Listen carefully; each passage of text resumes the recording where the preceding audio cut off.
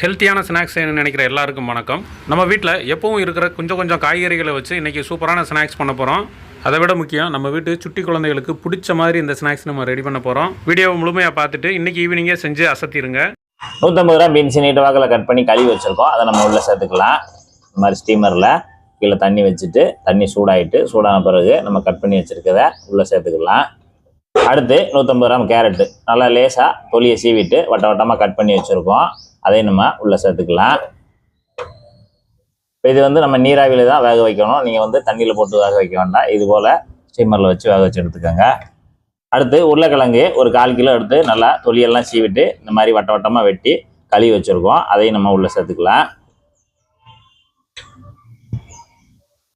பச்சை பட்டாணி இப்போ ஃப்ரெஷ்ஷாக எல்லா மார்க்கெட்லையும் கிடைக்கிது. பச்சை பட்டாணி தோல் உரிச்சது ஒரு 150 கிராம் வச்சுருக்கோம். அதையும் நம்ம உள்ளே சேர்த்துக்கலாம். ஒருவேளை இந்த பச்சை பட்டாணி இல்லைன்னா நீங்கள் காஞ்ச பட்டாணியை கூட நல்லா ஒரு நைட்டு ஊற வச்சுட்டு இதே போல் நீங்கள் எடுத்து கழுவிட்டு உள்ளே சேர்த்துக்கலாம். மூடி போட்டு நல்லா வேக வச்சு எடுத்துக்கலாம். இப்போ நம்ம காய்கறி எல்லாம் 1/4 மணி நேரம் நீராவியில் நல்லா வந்துருச்சு. நல்லா இந்த அளவுக்கு நல்லா வெந்துருச்சு. இப்போ நம்ம வேக வச்சதை தனியாக ஒரு பவுலுக்கு மாற்றிக்கலாம்.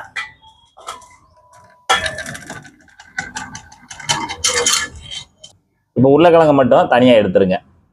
அந்த உருளைக்கிழங்கு மட்டும் தனியாக ஒரு பவுலில் எடுத்து வச்சுருங்க. அதை இதோட சேர்க்க வேண்டாம். காய்கறி நல்லா ஆறிடுச்சு. ஆறின பிறகு இதை அரைக்கிறதுக்கு தகுந்தாப்புல ஒரு பெரிய மிக்சி ஜார் எடுத்துகிட்டு நம்ம காய்கறியை உள்ளே சேர்த்துக்கலாம். வெந்த காய்கறியை இப்போ இந்த காய்கறியோடு சேர்த்து 100 கிராம் வெங்காயத்தை நல்லா கட் பண்ணி வச்சுருக்கோம். அதையும் உள்ளே சேர்த்துக்கலாம். இப்போ நம்ம இதை மிக்சி ஜாரில் நல்லா நைஸ் அரைக்கக்கூடாது. கொஞ்சம் குறப்பாக இருக்கிற மாதிரி அரைச்சி எடுத்துக்கலாம் பல்ஸ் மோடில் வச்சு. அடுத்து ஒரு மிக்சிங் பவுல் எடுத்துகிட்டு நம்ம அரைச்சி வச்சதை உள்ளே சேர்த்துக்கலாம். இந்த மாதிரி 1-2 குறப்பாக அரைச்சி எடுத்துக்கோங்க. அடுத்து உருளைக்கிழங்கு வேக வச்ச உருளைக்கிழங்கு நம்ம துருவிக்கலாம். இது போல் பெரிய கண்ணில் துருவி விட்டுருக்கலாம். நம்ம அதில் அரைச்சோம்னா ரொம்பவும் குளன்னு ஆயிரும். அதுக்காக தான் நம்ம இந்த இடத்துல வேக வச்ச உருளைக்கிழங்க துருவி போடுறோம். இருக்கிற உருளைக்கிழங்கு எல்லாத்தையுமே துருவி விட்டுருங்க. இந்த பவுலில் 5 மீடியம் சைஸ் பூண்டு, கொஞ்சம் இஞ்சி துண்டு, பச்சை மிளகா ஒரு 3 பச்சை மிளகா, கொஞ்சம் கருவேப்பிலை, கொஞ்சம் மல்லித்தலை போட்டு நல்லா 1-2 குறப்பாக அரைச்சி வச்சுருக்கோம். அதை நம்ம எடுத்து உள்ளே சேர்த்துக்கலாம். இதுக்கு தேவையான 1/4 டீஸ்பூனு தூளுப்பு,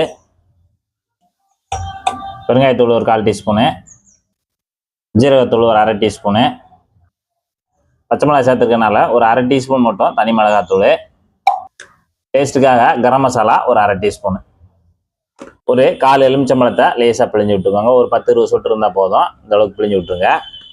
இப்போ எல்லாத்தையும் சேர்த்து ஒன்றா பிசைஞ்சு விட்டுறலாம்.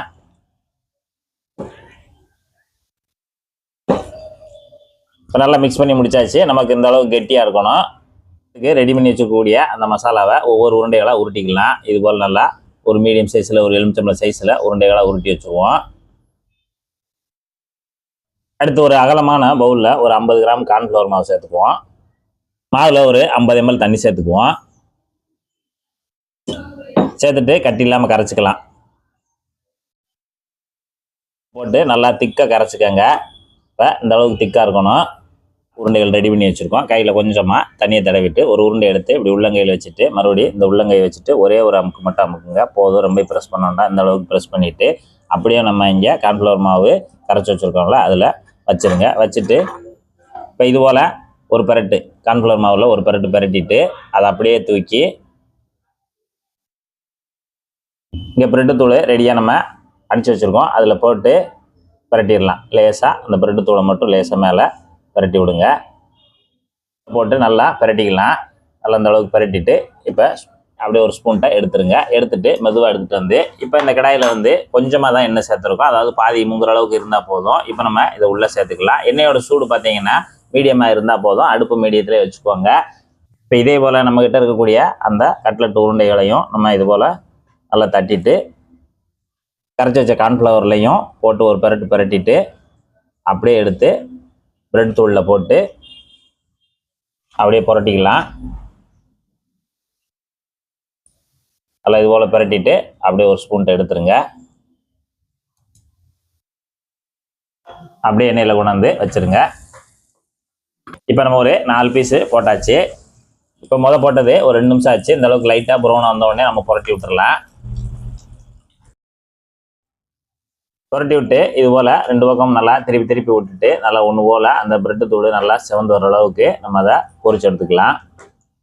இப்போ நமக்கு கட்லெட் ரெடி ஆயிடுச்சு. மொத்தமாக 4 நிமிஷம் ஆச்சு. இப்போ நம்ம எடுக்க ஆரம்பிச்சிடலாம். இந்த மாதிரி நல்லா ப்ரௌனாக செவந்து வந்த உடனே எடுத்துடலாம். எடுத்து தனியாக தட்டில் வச்சுருங்க. இதே போல் நமக்கு 4மே ரெடி ஆயிடுச்சு. 4 எடுத்துடலாம். சூப்பராக ரெடி ஆயிருக்கு.